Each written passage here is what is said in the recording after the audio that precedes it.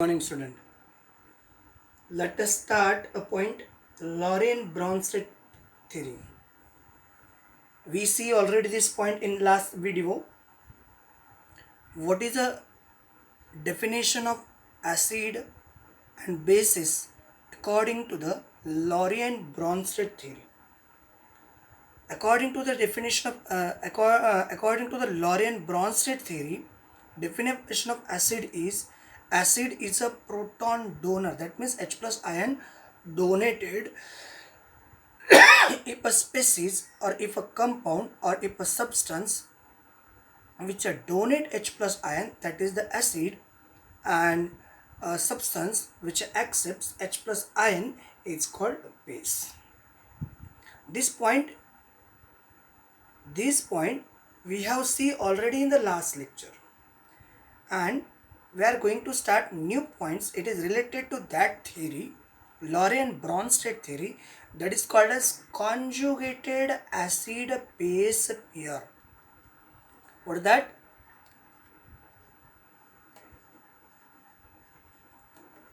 Conjugated acid base pair.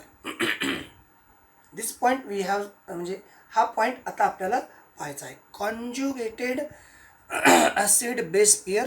So we are going to start this point 1.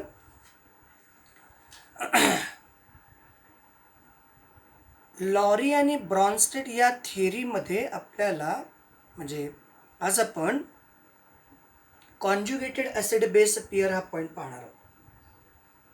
मग एक reaction प्रथमतः reaction अशी आहे, HSO4 minus is converted into H2SO4.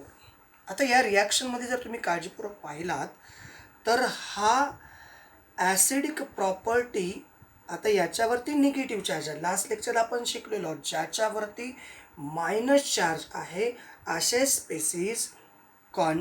Spaces Lowry आणि Bronsted थिअरीनुसार base आहेत. मग this group or this species carrying negative charge, therefore that is the base.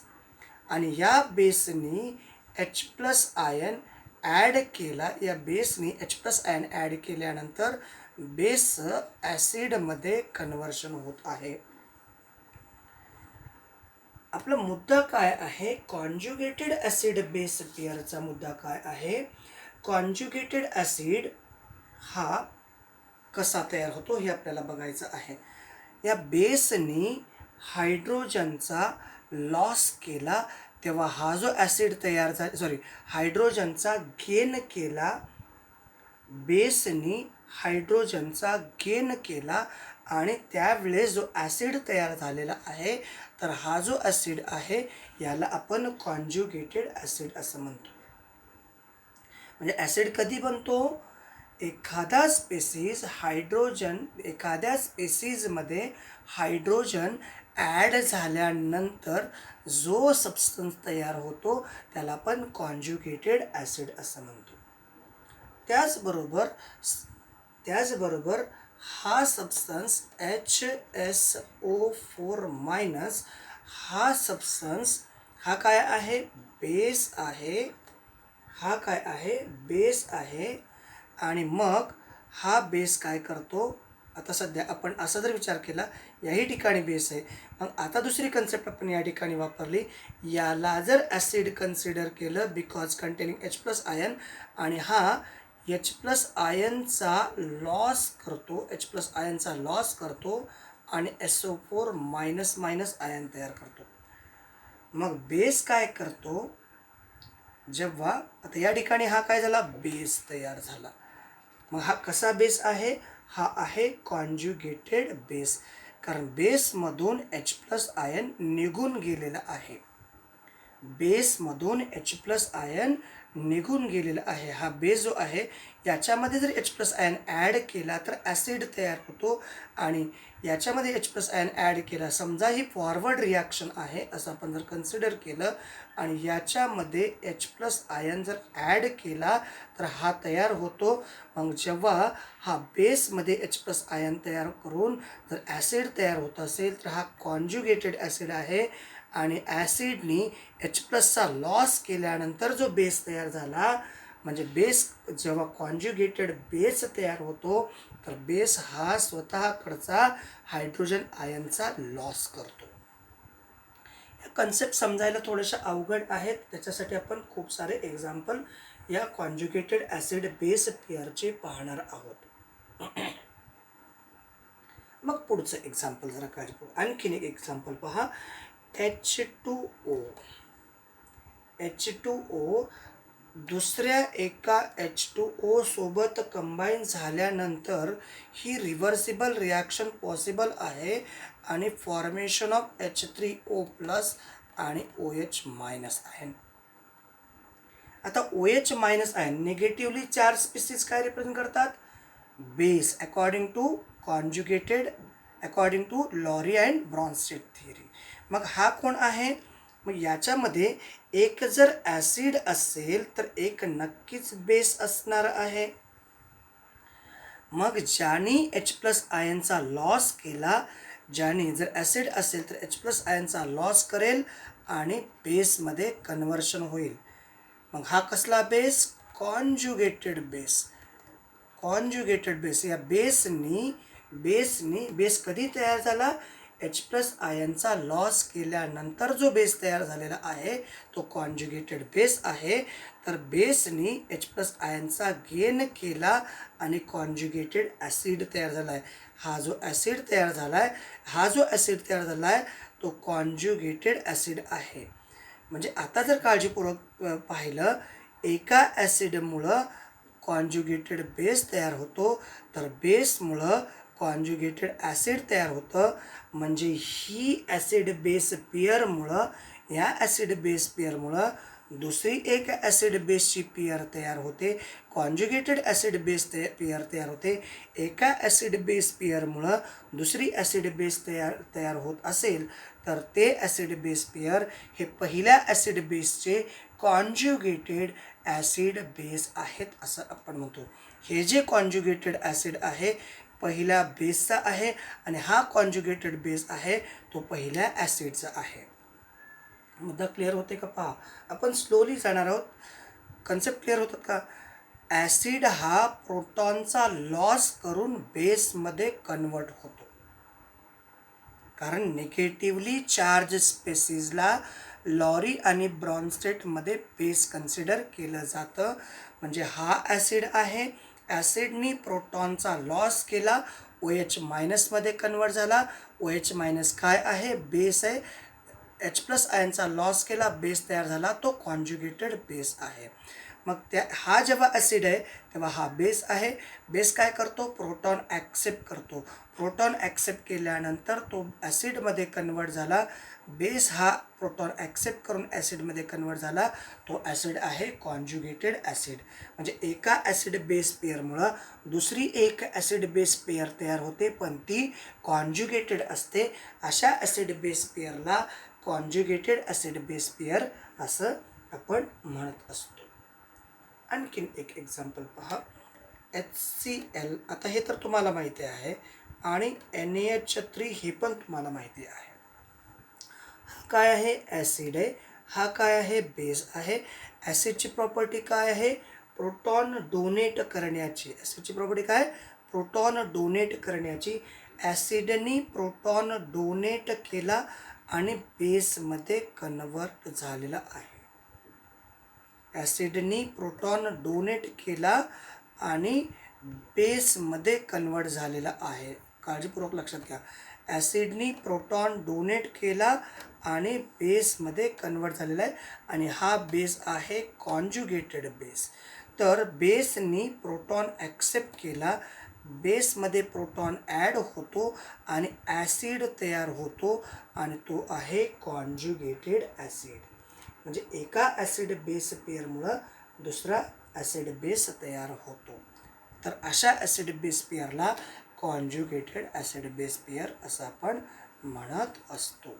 याच्यावरती खूप छान छान क्वेश्चन विचारले जाऊ शकतात. त्यासाठी सर्व कन्सेप्ट काळजीपूर्वक लक्ष द्या. मग पहा आणखी एक साधं एक्झाम्पल. HCl हा काय आहे? ॲसिड. याच्यापासून याने जर H प्लस आयनचा लॉस केला या ॲसिडनी, तर या ठिकाणी मिळतो Cl मायनस आयन. हा काय आहे? ॲसिड. इथं काय तयार होतो? बेस. इथं पण मी तेच एक्झाम्पल सांगितलं आहे. हायड्रोक्लोरिक ॲसिडने काय लॉस केला? प्रोटॉनचा लॉस केला. निगेटिव्ह H प्लस आयन म्हणजे loss of H plus ion. काय मिळाला? Cl minus ion. Cl minus negative charge. Negative charge म्हणजे काय रिप्रेझेंट करतं? बेस. पण हा बेस कोणता आहे? कॉन्ज्युगेटेड बेस आहे. त्याचबरोबर आणखीन एक example. NO3 minus. NO3 minus हा गेन करतो H प्लस आयनला. H प्लस आयनला आणि तयार होतो HNO3. निगेटिव्ह चार्ज म्हटल्यानंतर हा काय आहे? बेस. आता याच्यावरती कुठला चार्ज आहे का? नाही. मग याने काय केला? प्रोटॉनचा गेन केला. तयार काय झाला? ॲसिड. पण हा कसला ॲसिड आहे? Conjugated acid. म्हणजे ॲसिड हा प्रोटॉनचा लॉस करून कॉन्ज्युगेटेड बेस तयार करतो. म्हणजे कॉन्ज्युगेटेड बेस कधी तयार होतो? प्रोटॉनचा लॉस करून कॉन्ज्युगेट बेस तयार होतो. किंवा कॉन्ज्युगेट बेस कसं तयार होतो? ज्या एखाद्या कंपाऊंडनी हा प्रोटॉनचा लॉस केल्यानंतर जो काही सबस्टन्स तयार होतो तो कॉन्ज्युगेटेड बेस तयार होतो. इवन कॉन्ज्युगेटेड बेस हा प्रोटॉनचा लॉस करून तयार होतो असं आपण म्हणू शकतो. हा काय आहे? Conjugated base. आणि कॉन्ज्युगेटेड ॲसिड हा प्रोटॉनचा गेन करून कॉन्ज्युगेटेड ॲसिड तयार होतो. म्हणजे ज्याच्यामध्ये प्रोटॉन गेन केले जातात ते कॉन्ज्युगेटेड ॲसिड असतात आणि ज्याच्यामध्ये प्रोटॉनचा लॉस होतो ते कॉन्ज्युगेटेड बेस तयार होतात असं आपण म्हणू शकतो. मग याचे आणखीन काही एक्झाम्पल बघू. थोडंसं काळजीपूर्वक पहा. याच्यावरती खूप छान छान क्वेश्चन आहेत. समजा काही स्पेसीज आहेत. Some species are here, negatively charged species. HCO3 minus, त्याचबरोबर HS मायनस आणि त्याच्यानंतर NH2 मायनस. इकडे आपल्याला कॉन्ज्युगेटेड ॲसिड कसा तयार होतोय सांगायचं आहे आणि या ठिकाणी सांगायचं आपल्याला कॉन्ज्युगेटेड बेस. आता सध्या काय आहे? निगेटिव्हली चार्ज स्पेसिस आहे. Negatively charge spaces conjugated acid कसा तयार होतो? बघा, कॉन्ज्युगेटेड ॲसिड कसा तयार होतो? प्रोटॉनचा गेन करून. म्हणजे याच्यामध्ये एक प्रोटॉन ॲड झाला तर H2CO3 हा जो तयार होईल हा कॉन्ज्युगेटेड ॲसिड. आणि बेस कधी तयार होतो? बेस काय करतो? या स्पेसिसमध्ये असणाऱ्या प्रोटॉनचा काय करतो? लॉस करतो. तर कॉन्ज्युगेटेड बेस काय होईल? CO3 मायनस मायनस हा त्याचा कॉन्ज्युगेटेड बेस आहे. याचा कॉन्ज्युगेटेड ॲसिड काय तयार होईल? कसा तयार होईल? कॉन्ज्युगेटेड ॲसिड तयार होणे म्हणजे काय? याच्यामध्ये प्रोटॉन ॲड होणे. याच्यामध्ये जर प्रोटॉन ॲड झाला तर कॉन्ज्युगेटेड ॲसिड तयार होतो H2S. आणि याच्यातनं प्रोटॉनचा जर प्रोटॉनचा लॉस झाला तर या ठिकाणी S मायनस मायनस येतं. प्रोटॉनचा लॉस आहे आणि तो प्रोटॉनचा लॉस झाला म्हणजे हा झाला कॉन्ज्युगेटेड बेस. याच्यामध्ये जर H प्लस प्रोटॉन ॲड झाला तर या ठिकाणी तयार होतो conjugated acid.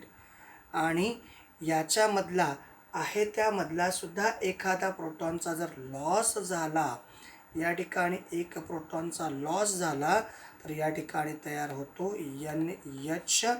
NH minus minus. These are the conjugated base. म्हणजे इनडायरेक्टली आपल्याला असं सांगायचं आहे इनडायरेक्टली आपल्याला असं सांगायचं आहे की बाबांनो, जो तुम्हाला स्पेसिस दिलेला आहे त्या स्पेसिसमध्ये जर प्रोटॉन ॲड झाला तर त्याचा कॉन्ज्युगेटेड ॲसिड तयार होतो, आणि आहे त्या स्पेसिसमधला जर प्रोटॉनचा लॉस झाला तर कॉन्ज्युगेटेड बेस तयार होतो. हे सारे एक्झाम्पल आहेत. आता काही एक्झाम्पल मी तुम्हाला देणार आहे, ते तुम्ही स्वतः सॉल्व करायचे आहेत. कॉन्ज्युगेटेड ॲसिड आहेत किंवा बेस आहेत ते तुम्हाला ठरवायचं आहे. एक्झाम्पल आहे, find the conjugated base for. Find the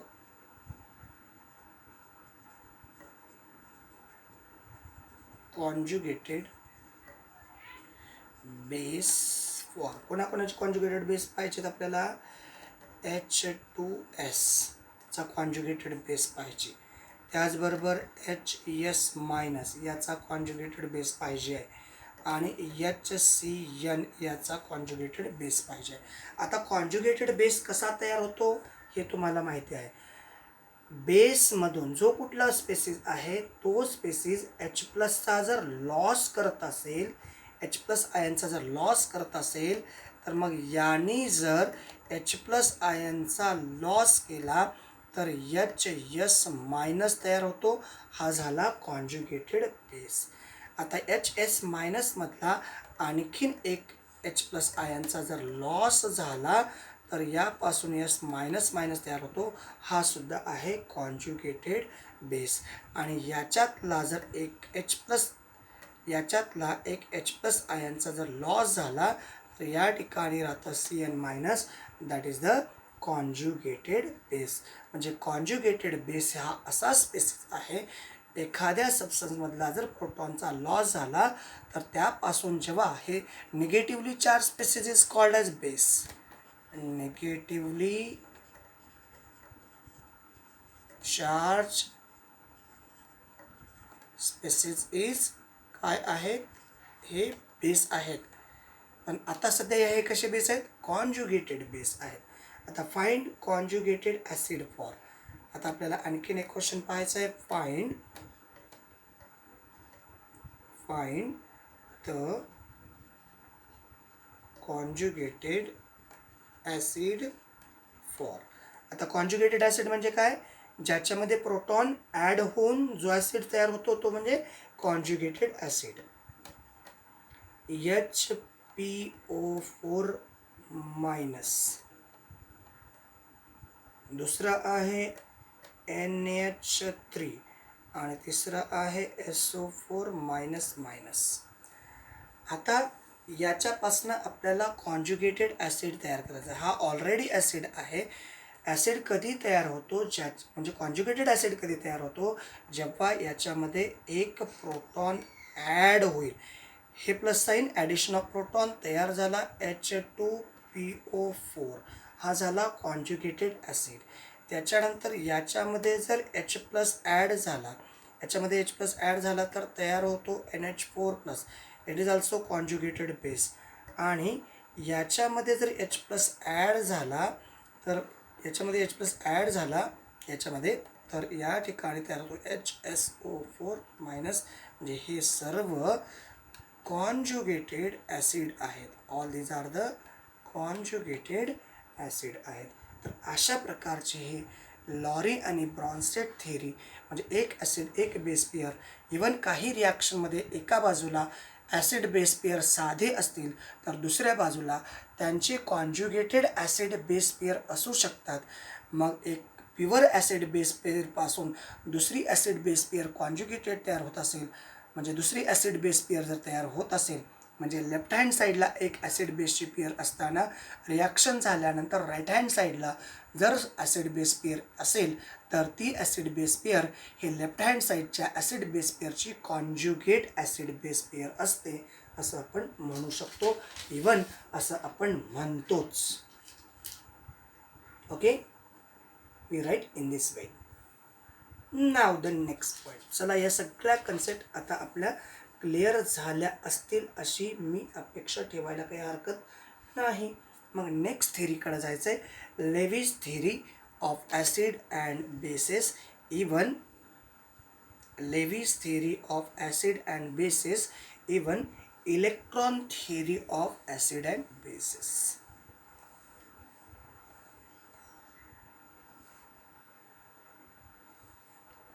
Levy's theory of acid and bases.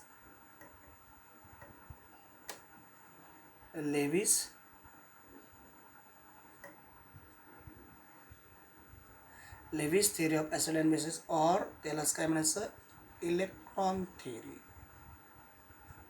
of acid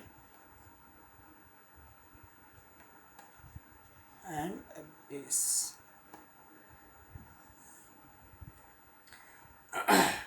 आता या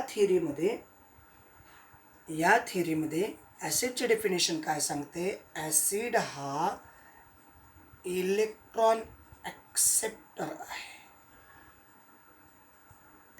इलेक्ट्रॉन ॲक्सेप्टर आहे.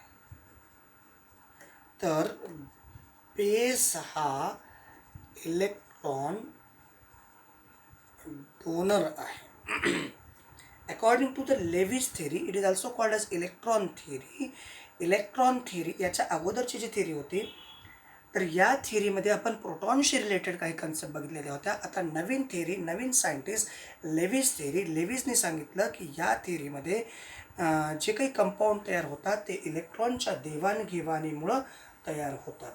इवन जेव्हा ॲसिड इलेक्ट्रॉनचं ॲक्सेप्ट करेल, याचा अर्थ ॲसिड जर इलेक्ट्रॉन ॲक्सेप्ट करण्याची कॅपॅसिटी ठेवतो, म्हणजे ॲसिड हा पॉझिटिव्हली चार्ज स्पेसिस असला पाहिजे.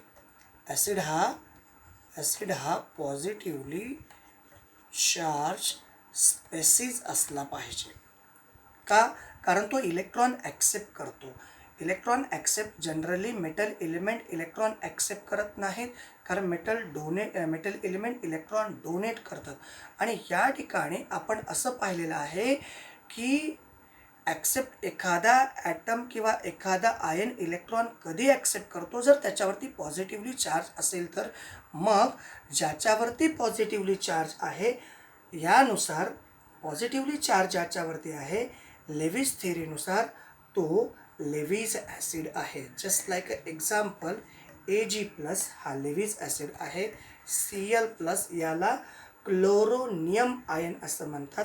त्याचबरोबर H+ हा सुद्धा ॲसिड आहे. HSO+ हा सुद्धा ॲसिड आहे. आणि Cu++ हे सर्व म्हणजे positively charge species is called acid. All clear? तर काही न्यूट्रल स्पेसिस सुद्धा असतात. Positively charge species is called acid. सगळे कन्सेप्ट क्लिअर होतात बघा.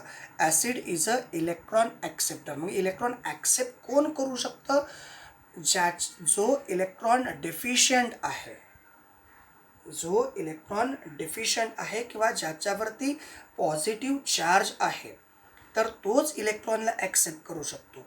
मग पॉझिटिव्ह चार्ज असणारे हे सर्व जे आहेत, मग जो कुठला इलेक्ट्रॉन ॲक्सेप्ट करतो, मग कोणीही इलेक्ट्रॉन ॲक्सेप्ट करेल का? नाही. ज्याच्यावरती पॉझिटिव्ह चार्ज आहे तो इलेक्ट्रॉन ॲक्सेप्ट करत जर असेल तर त्याला आपण ॲसिड असं म्हणतो. मग काही न्यूट्रल स्पेसिस आहेत, ते सुद्धा ॲसिडिक कॅरेक्टर रिप्रेझेंट करतात. न्यूट्रल स्पेसिस आहेत ते ॲसिडिक कॅरेक्टर रिप्रेझेंट करतात. कारण त्याचं एक्झाम्पल आहे BF3.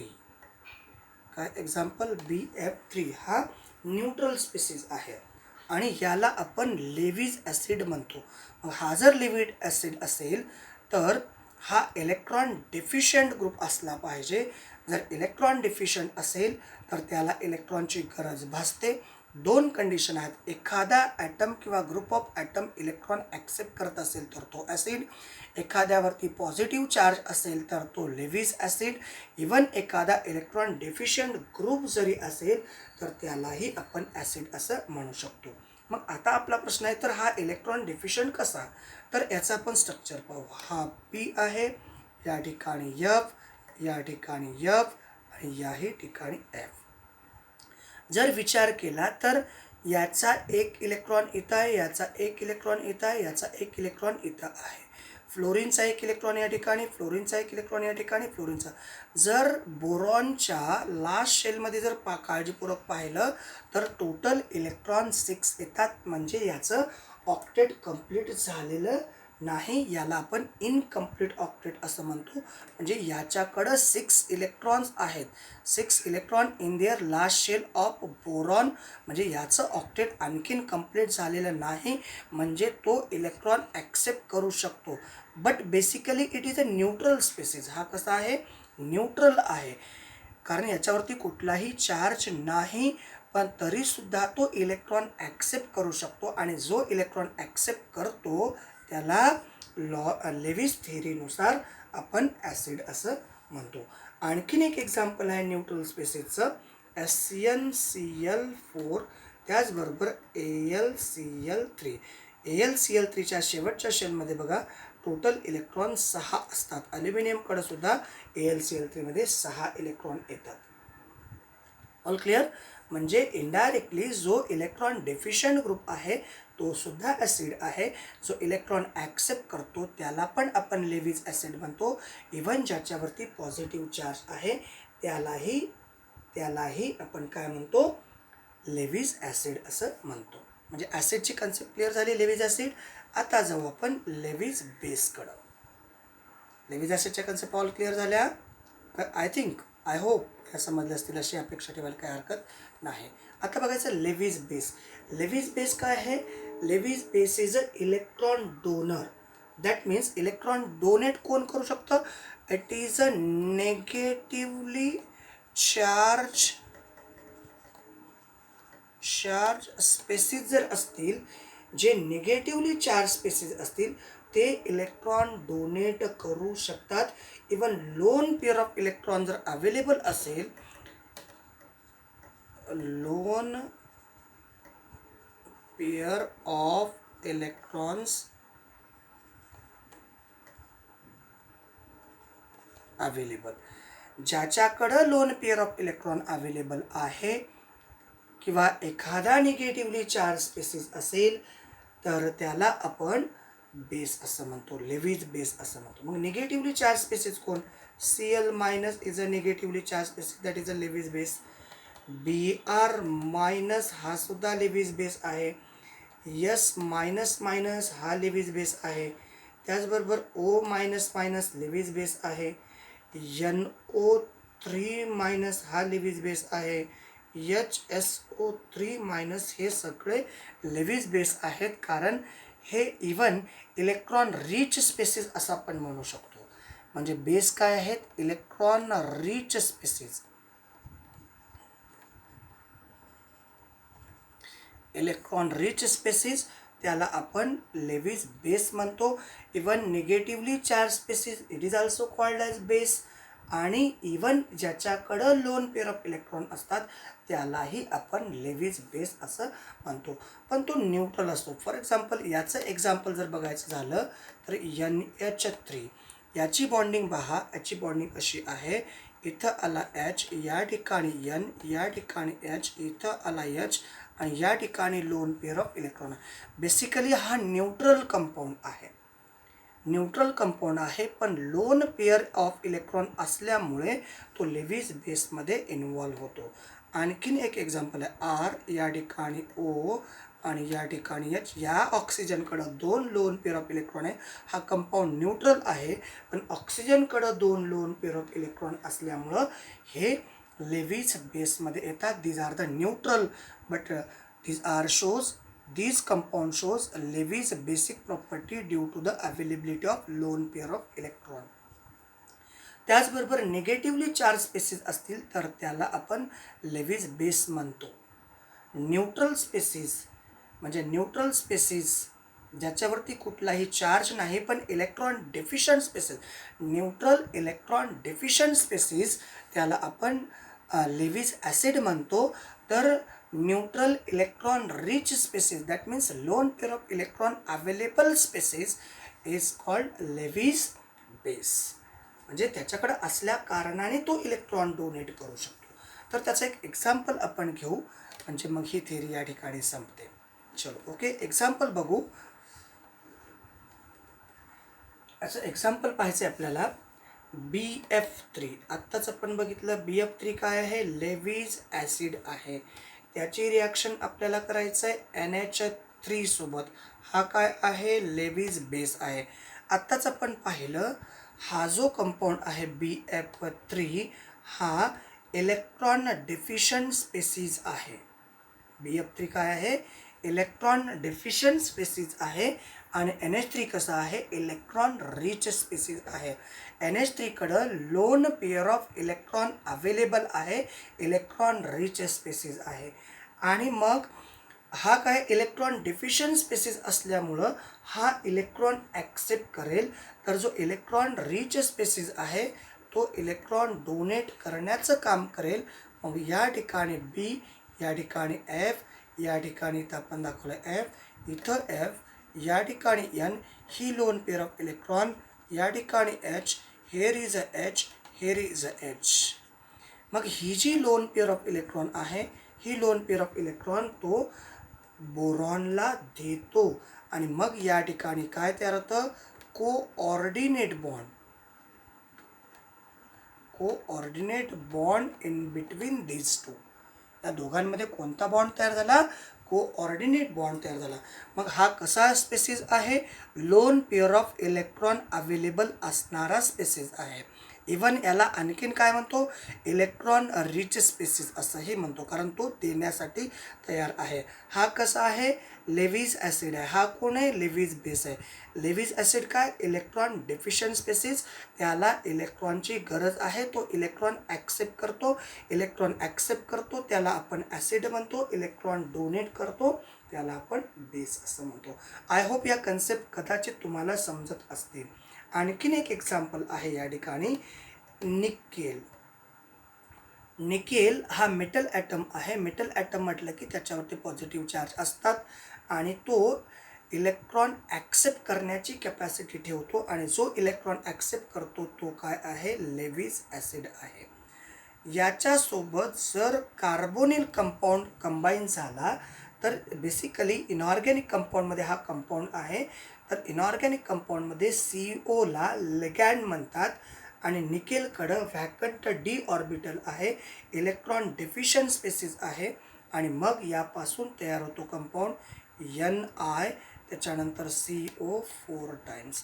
निकेल टेट्रा कार्बोनिल असं या कंपाऊंडचं नाव आहे. म्हणजे या ठिकाणी या दोघांमध्ये जे बॉन्डिंग तयार होते ती बॉन्डिंगमुळं हा कंपाऊंड जो तयार होतो तो हा कोऑर्डिनेट कंपाऊंड आहे. याच्यामध्ये 4 बॉन्ड तयार होतात, ते कोऑर्डिनेट बॉन्ड आहे. याच्याबद्दल आपल्याला इनऑर्गॅनिक केमिस्ट्रीमध्ये कोऑर्डिनेट कंपाऊंडमध्ये आपल्याला डिटेल पाहायचं आहे. मग हा कोण? हा लेव्हिज बेस आहे. कारण का? हा इलेक्ट्रॉन डोनेट करणारा आहे. तर निकेल हा इलेक्ट्रॉन ॲक्सेप्ट करणारा आहे. जो इलेक्ट्रॉन ॲक्सेप्ट करतो तो लेव्हिज ॲसिड आणि जो इलेक्ट्रॉन डोनेट करतो तो लेव्हिज बेस. आणि मग डोनेट आणि ॲक्सेप्शनच्या माध्यमातून जे बॉन्ड तयार होतात ते कोऑर्डिनेट बॉन्ड असतात. ही अशा प्रकारची Lewis theory of acid and bases आहे. तर आत्तापर्यंत आपण 3 प्रकारच्या ॲसिड बेसशी रिलेटेड 4 प्रकारच्या ॲसिड बेसशी रिलेटेड थिअरी पाहिल्या. Old theory or classical theory, त्याचबरोबर Arrhenius theory of acid and bases, तिसरी थिअरी होती Lowry and Bronsted theory of acid and bases, आणि चौथी थिअरी आहे लेव्हिज ॲसिड बेस थिअरी. आता या ॲसिड बेस थिअरीशी रिलेटेड सगळ्या कन्सेप्ट क्लिअर समजल्या असतील. इवन अतिशय सोप्या तोच व्हिडिओ पुन्हा पुन्हा तुम्ही थांबवून पाहू शकता, जेणेकरून तुम्हाला समजण्यास मदत होईल. चला ओके, आपण या ठिकाणी आता सध्या थांबूयात. थँक्यू. थँक्स